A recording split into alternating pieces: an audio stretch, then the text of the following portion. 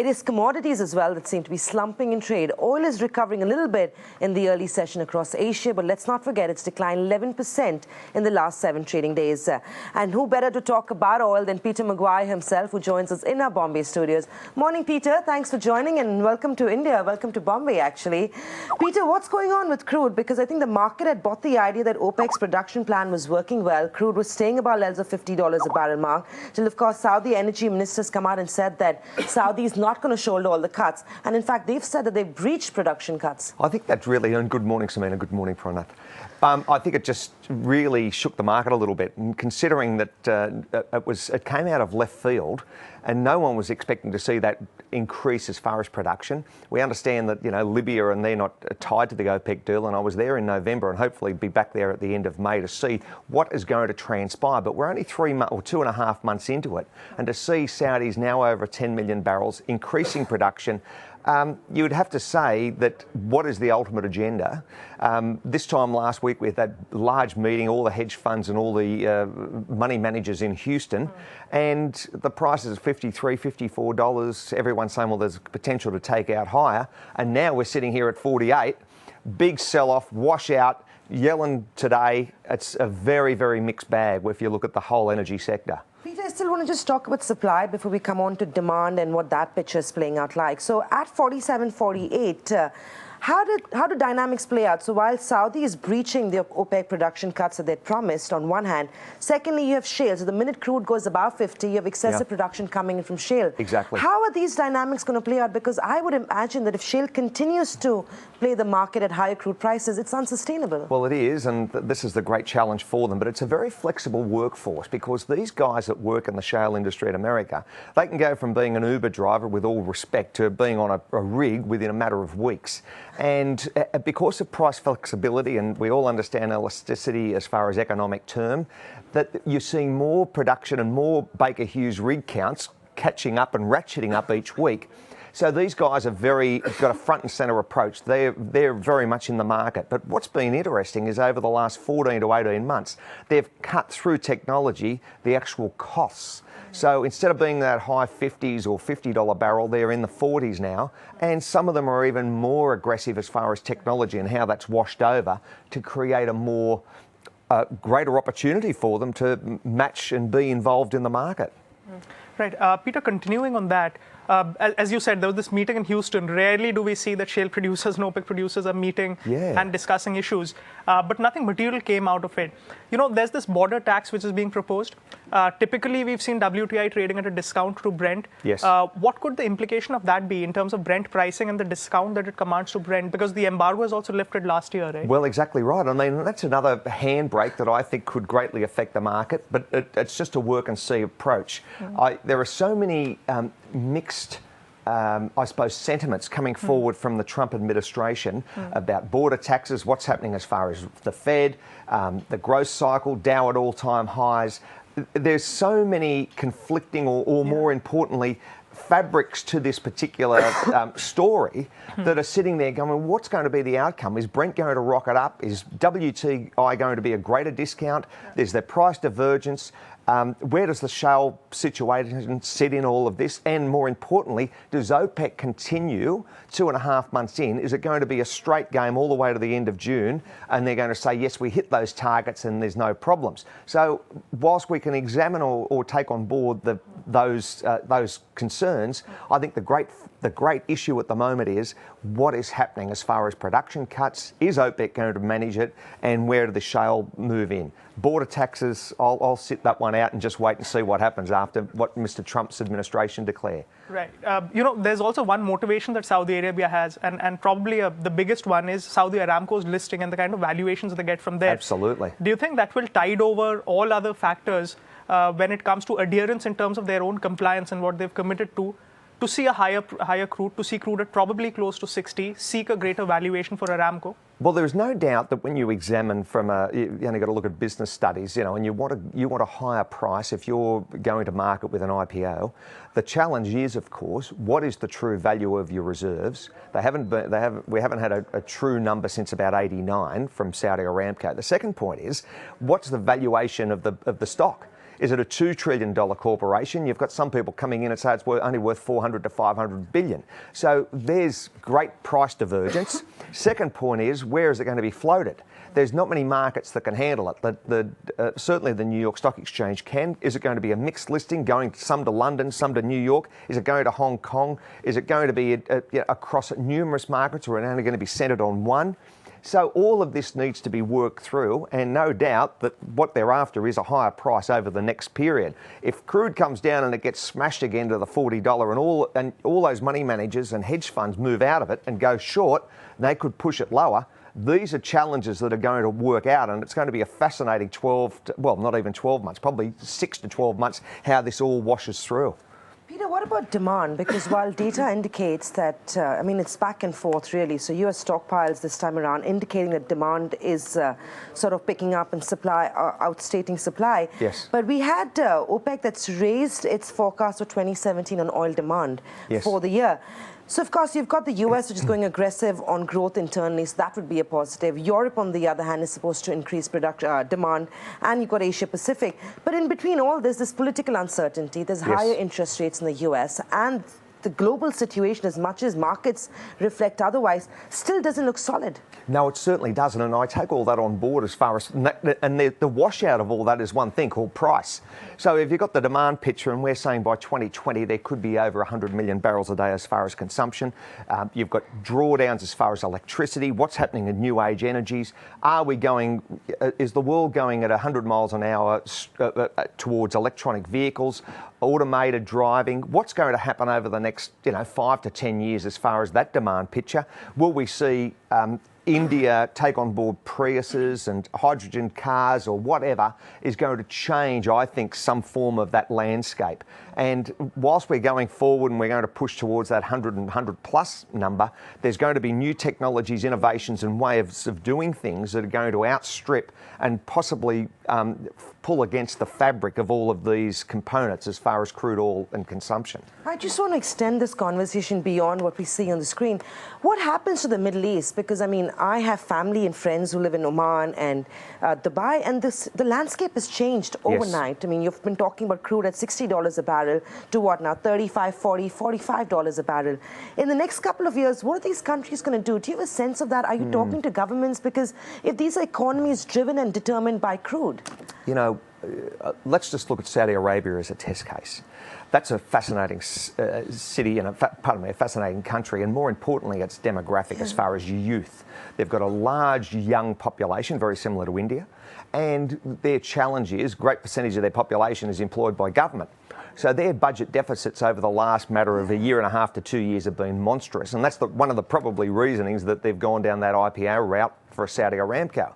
If you look at the situation, we all were worried about an Arab Spring only going back a couple of years ago, and what happened with Libya naturally, and then moving across to Egypt and so on. But it's very fractured. Syria's still not even a work in progress, just a civil war. Iran is all over the shop. Dubai is in trouble. Dubai's in trouble, yes. What's happening in the other, Qatar, Oman. They're smaller economies, yes. But I guess the business Iraq, is going to come off. Yes, so as we see those crude prices going down, that greatly impacts all of their society. And that's been very evident across, the United Arab Emirates. So I think you're going to see a more fractured, and then plays the geopolitical concerns, what goes on for the youth. For whatever it's worth, we still haven't reached a stage where the world is decoupled. So all of this, I'd imagine, would impact the rest of the continent of the world, it's like a contagion, because you've got interest rates, you've got currencies. What happens to the US dollar if it goes up from here, which we probably will? We've got the infrastructure spend, Dow at record highs, India at record high, the third largest economy or close to it in the world. Japan's still spluttering along. Where are we with certain countries as far as Asia? Some are in growth, some are doing it quite tough.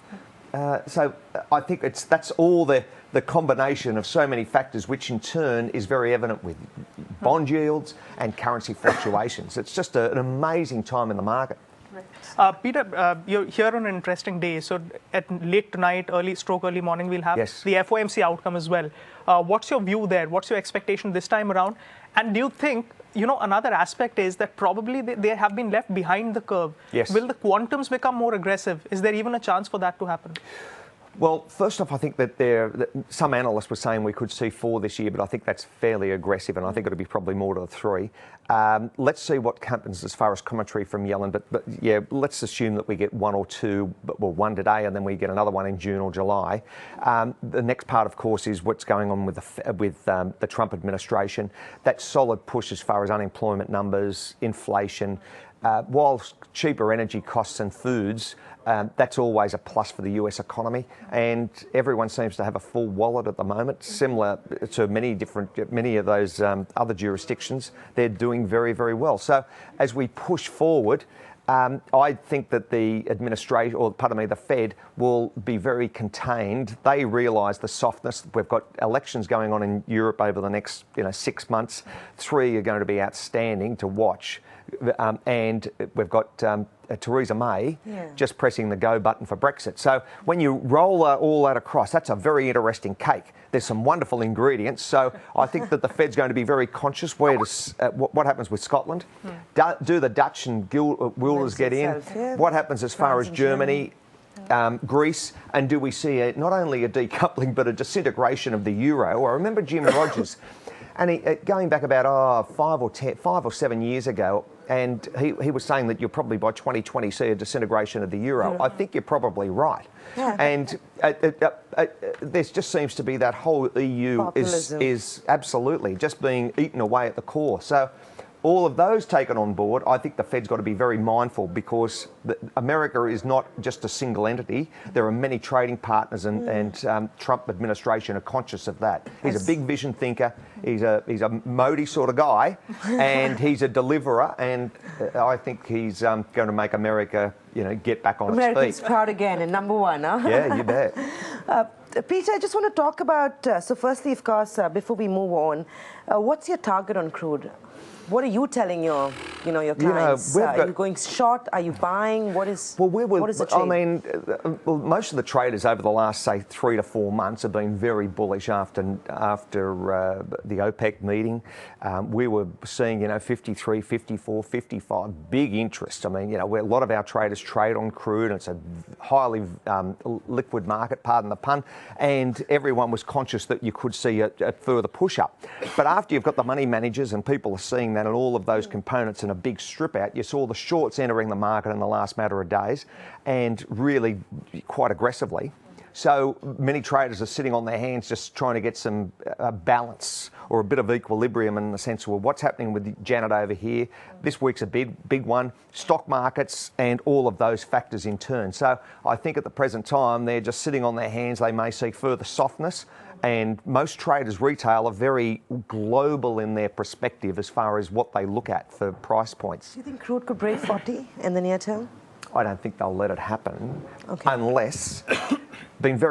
What's been interesting is we've had 4 to 5 massive moves by the hedge funds over the last, say, 2.5 years, which have pushed these cycles and pushed them down. So we saw price collapse, then we saw price retreat very high, and then we saw price collapse. So the hedge funds have been doing a lot of this movement, and that's why OPEC last week went to Houston, and they got involved with those money managers and hedge funds and shale producers, just to try and, I think, break a little bit of bread and say, well, where are we and what's actually going on? It's not really about demand or supply. It's all about the money in the end of the day. Well, I think that there's a big part of that. I mean, there are so many components go into it. It's hard. I wanted to ask one question to the OPEC ministers, and I didn't get an opportunity when I was there in Vienna at the end of November for the meeting.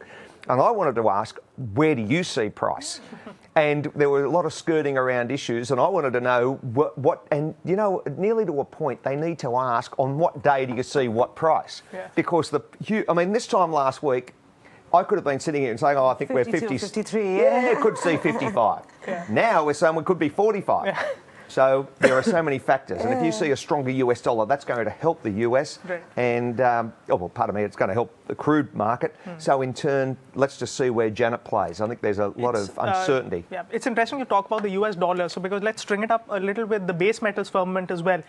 We've seen demand-supply dynamics driving a lot as far as copper and zinc are concerned. We saw that big lockout in the Escondida mine in Chile for BHP Billiton. Then there was in Indonesia as well. And Grasberg. And you've just had that issue in Peru in the last matter of days. And also Philippines is cracking down. I mean, their Ministry of Environment is cracking down on nickel mines. Yes. So you've seen that surge there. Zinc, Blishin and Scorpion are ending there. I mean, there'll be Gamsberg coming up. But there's a lot of supply-side disruptions as well.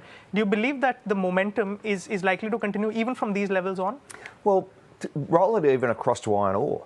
Where many analysts are saying that you could see a big washout as far as that market. You've got all-time highs. I think we're going back to about 2004 as far as what's in warehouses and on wharves. It's about 130 million tonnes as far as ore in China. So that's going to have an issue naturally to the big producers, the BHPs, the Rios and Vale, if there's a price collapse there. As far as the metals, I think they're going to be hinged off what happens as far as energy prices and growing consumption coming out of China. Is that going to keep on these sort of levels? Is there going to be a tail off?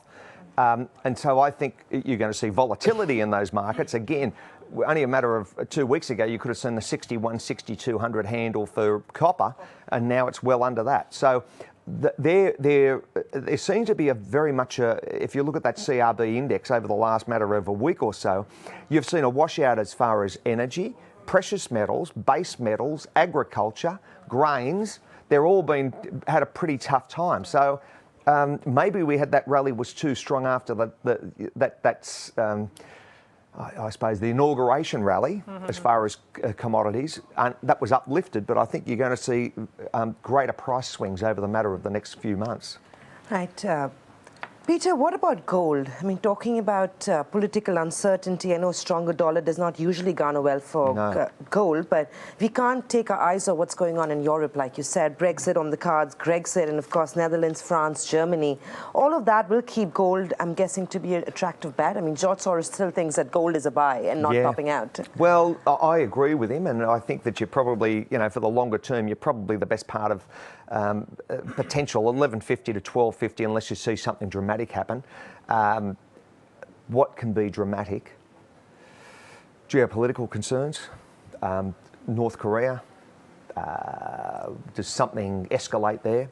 Does something escalate in the Middle East that is an unknown? They've normally been those big key drivers that push gold higher. Though the market certainly doesn't like uncertainty, the gold market doesn't. And all of those ingredients that we just mentioned as far as the Eurozone and what impact that has, they could be the undercurrents to push gold higher. Would you buy gold? I think you'd have to have some of it in your portfolio. It depends on how you want to trade as well. If you're a physical trader and you're just wanting to, put some under the bed, then so be it. And a lot of Indians are. They like to store their wealth in that. If you're looking at something for a shorter term, dependent upon your leverage and dependent upon your stop losses, you've got to see what instruments you're going to trade. It just depends. You can look at funds, you can look at platform-based trading. Everything changes dependent upon the instrument that you take on board. But yes, I think gold will be a stronger for longer over the coming years. Right. Let's speak about India and the emerging market pack now. We've just had our inflation data released last evening. Yes. And we are starting to now see an inch up in terms of the headline retail inflation, which the RBI follows. Probably they're at the end of this rate cut cycle, so there's the end of easy liquidity now. Yes. What's your view on India? And especially as far as the fixed income market goes, we've seen a lot of withdrawals. It's only in the month of February that we've seen a flow back by FIIs into equities and debt. We are seeing US 10-year yields also rising, so that that gap is also bridging down. When you look at what you guys have achieved in the last year, I'm seeing some lows there. I think you're at about 24,000, you're at 29. So it's been a very, very strong move in that last year for the Indian market. That can't be taken away. Second point is, yes, you've had food inflation, you've got higher energy costs, but they're most of the great inputs as far as inflation. From my understanding, from where India sits, you've got your currency. Let's see what happens as far as rate rise and what impact that has to the rupee. Fundamentally, I don't think the Indian story is certainly not quietening down from a global front. I think the IMF forecast 2017, 18, 19. You guys are the superstars of the world. You've got the right ingredients, location. You're spot on the market as far as where you are positioned geographically in the world, a trading hub, and more importantly, a young population, technology focused, the disruptors, the new games in town. You guys have got the youth to carry that forward and entrepreneurial spirit. So I think at the present time, are we going to see a 31, 3,200, a 32,000 possibilities? I think if the Dow moves higher from here, which I think it probably will over the next year or two, it's going to push you, going to help you guys as far as sentiment and confidence. So overall, I think India's not a bad place to be for a lot of markets, and for a lot of the general groundswell is only going to continue. It's your next decade. You've got it. Very lastly, I don't know, do you track the dollar rupee? I do a little bit. I'm at 66. Yeah, so what's your take on that one? Are you expecting to strengthen from these levels? You know, I just got to see whether you guys are at the end of your cycle, what's happening as far as Fed, there are a number of ingredients that flow into that.